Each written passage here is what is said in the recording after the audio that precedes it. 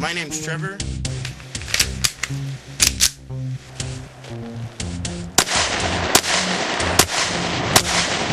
So foreign to our conscious mind. So foreign to our conscious mind. And this is High Desert Tactical. So foreign to our conscious mind. So foreign to our conscious mind.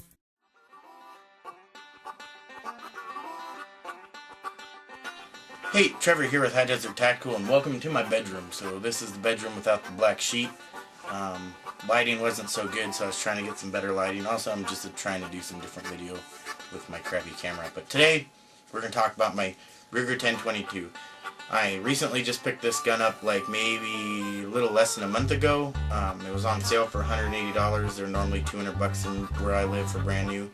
So this is basically your Woodstock 1022. So we're going to go over a few things that I've done to it, and we're going to cover the auto bolt. I'm just going to show you that I did it. I'm not going to show you how to do it just because there's tons of videos on that. It's really easy. But we're going to talk about the bolt buffer that I made. We're also going to talk about the Power Custom hammer and Sear adjustable kit that I put in it. The other thing, we're going to talk about how I polished the bolt, show you a little bit of that, and show you how I polished the upper receiver. So I'm looking at my list down here to make sure I cover everything. So that's it. I actually bought the Simmons Scope 4 1022 like almost 6 months ago because I really wanted one, and I got this scope for like $20 brand new. It's a 4x32 22 mag scope. It works really well for about 100 yards. I probably could sight it in a little bit further if I wanted, which I might do today after I get done doing my video here. And hopefully, if I'm lucky, I'll put some video up of me shooting this. I don't do many videos of me shooting because I always just shoot by myself. I don't really have many people to shoot with. So that's my sad story. So if you ever want to go shooting, let me know. We'll figure it out.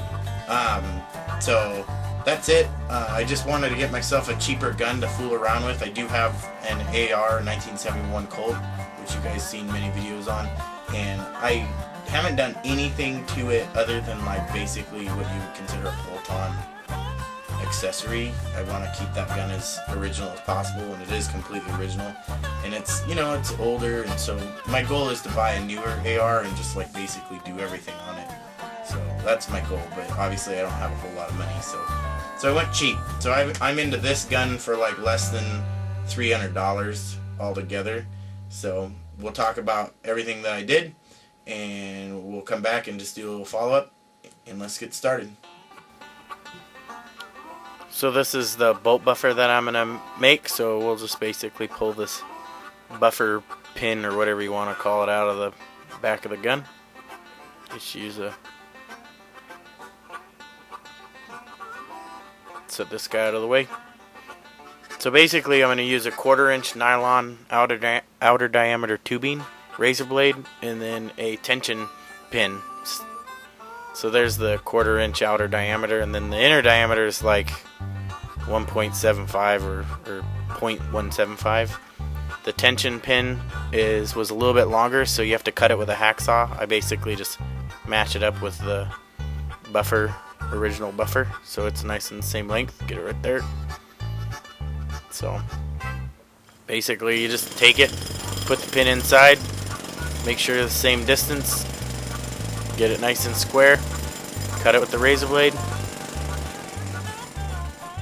There's your finished product right there. There's your nylon buffer pin with a steel tension spring in the middle. I think these are a lot more rigid. Plus they're way cheaper. They only costed, the whole thing cost me like 10 cents. So put the tubing in first, get it lined up, pop it in, then just slide this tension pin in. Just get it fit. Everything looks smooth. And then have at it. There's your finished product. There's your bolt buffer. Okay, so this is the Power Custom hammer and adjustable sear pack that I picked up from gunkings.com for $59.95 with free shipping. I also ordered some hammer bushings right here, but I ended up, the kit did come with stainless hammer bushings, which was really cool. A lot of people were under the misunderstanding that the kit didn't, or they changed it, so now they do come with hammer bushings. Because the hammer that's in there is an old style hammer, so if you have a new style 1022 with the plastic trigger housing, the new hammer has like the width of the standard bushings. So basically what I'm doing here is I'm going to polish up the disconnector. So there's the disconnector nice and shined up on that, just on that edge where it actually rides on the Sear. So get that nice and smooth. That gives you a really crisp feeling when you're pulling the trigger. So I use a 1200 grit on that and just kind of go at it for a little bit. So sand that up. So this is the Sear that I'm working on now. So basically the back side of the Sear where it hits the disconnector. Get that nice and shiny right on that straight flat edge. That's right where the Sear rides on it. You notice that this trigger actually has a lot more radius than like a factory Sear actually. And so I shine all the way up to the back side of that radius of the Sear. So everything's nice and smooth, and there's no like factory grit. So this is actually right where I'm gonna basically shine up and smooth out the hammer face of the new hammer. That way when the bolt rides against that hammer, you'll have a lot smoother action and it won't be so abrupt. And then I'll show you something about the bolt here in a little bit too.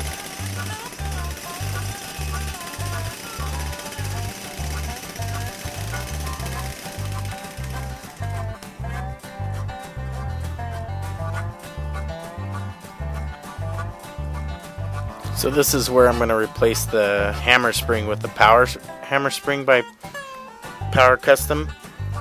Some people think these kits, the springs aren't different, but they are. So I'm going to use all the springs that come in the kit. They're a little bit more stiffer, so they behave a lot better with the new Sear and everything.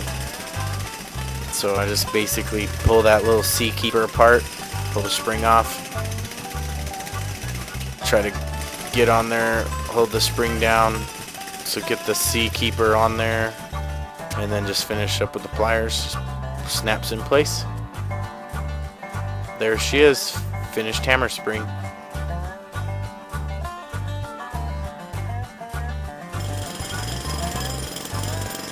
So this is where I basically am going to put the Sear and trigger together with the disconnector.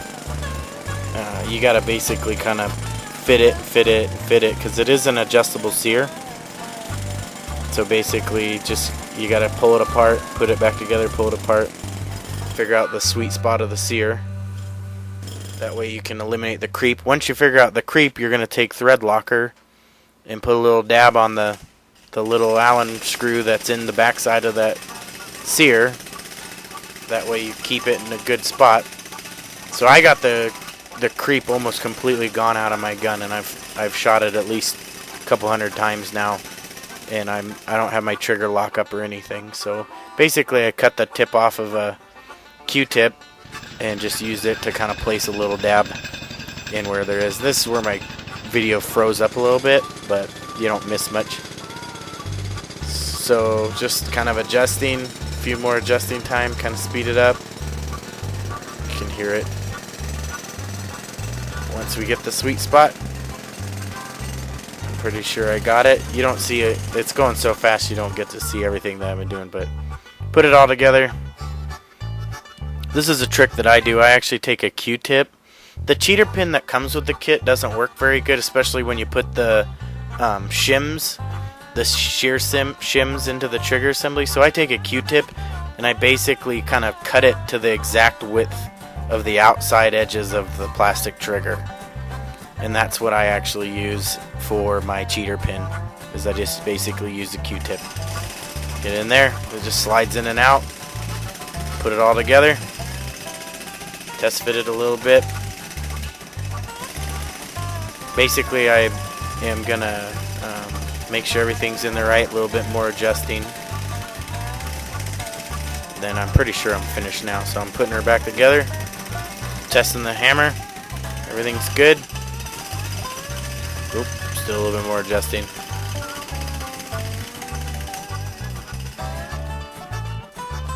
Alright, so this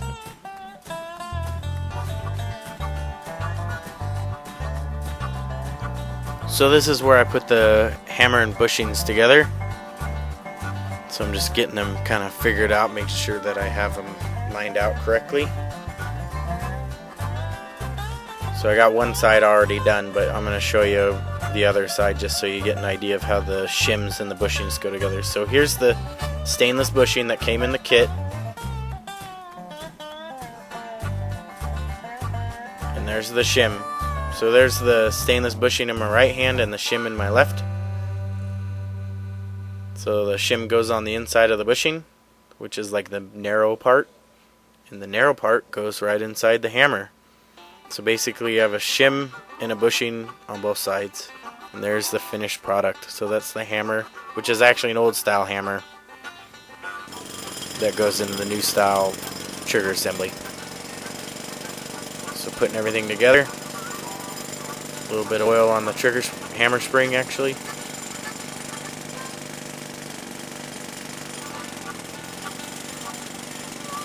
And just make sure everything's kind of final. Couple test tries. There we go.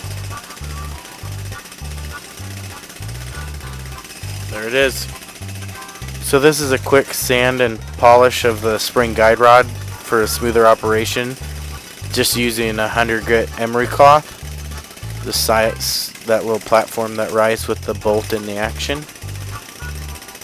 Make sure it's nice and smooth. I use a little bit of metal polishing compound as well on it, which is right here.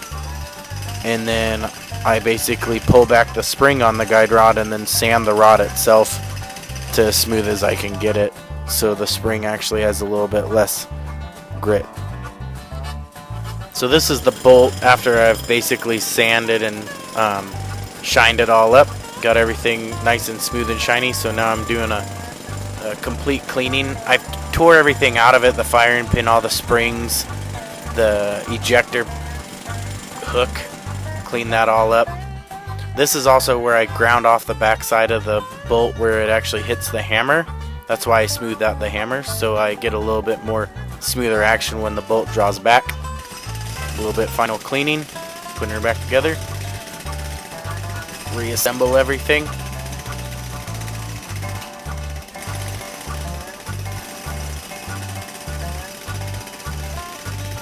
Make sure everything's nice and oiled up. No grime. Put the firing pin in place. Tap the tension spring. There she is. Finished bolt. Shiny.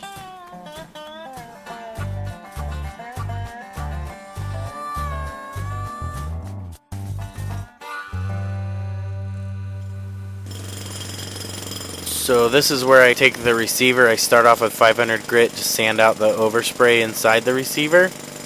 And then I go at it with 1000 grit and smooth everything out just basically by feel. Use a little bit of metal polishing compound. Then clean it up. And everything's good in the receiver. Nice and smooth ride for that bolt. Get some good action. A little bit more. Then wipe down the barrel when I'm all done. So that's it. That's my 1022. That's the stuff I've done on it. Quick show you the auto bolt. So basically the auto bolt is pull it, lock it, and just get it, let her go. So that's the whole auto bolt for you.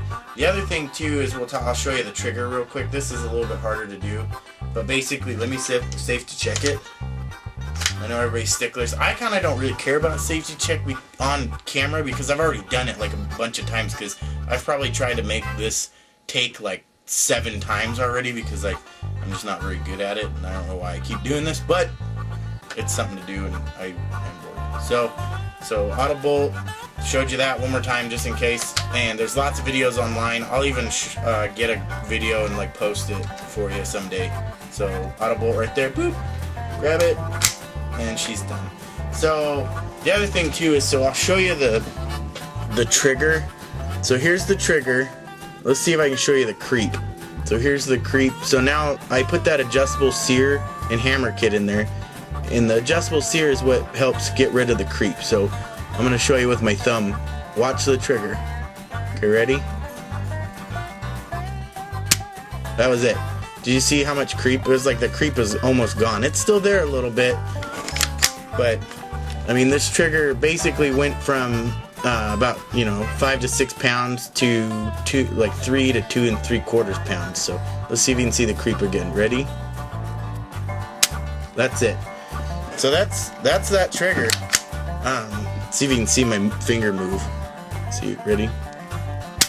See, that's it. Like my finger moving more than anything is the flesh of my finger squishing down before it actually can bind up on the trigger. So let me get it on there nice and tight. So that's me squeezing. Now I'm ready to pull. That's it. There's like very little movement in that trigger. It's really smooth. I've gone in there and polished everything up, and that's in the video that you just saw. So everything's polished up. There's very little coffee grounds or whatever people call it. So that's it. Don't forget to like, subscribe, and comment on my videos. Also, I have that contest going on, so look for my giveaway, High Desert Tactical win and giveaway contest. You can win something cool. I'll ship it to you. It's nothing real fancy, but check it out. I'll put a link down in the description. And I hope that I hear some more information from you. Please send me some comments. Give me some suggestions. Ask me questions. I don't care. But I just want to get a little bit more involved. So, alright. This is High Desert Tactical. And I'll catch you on the flip side.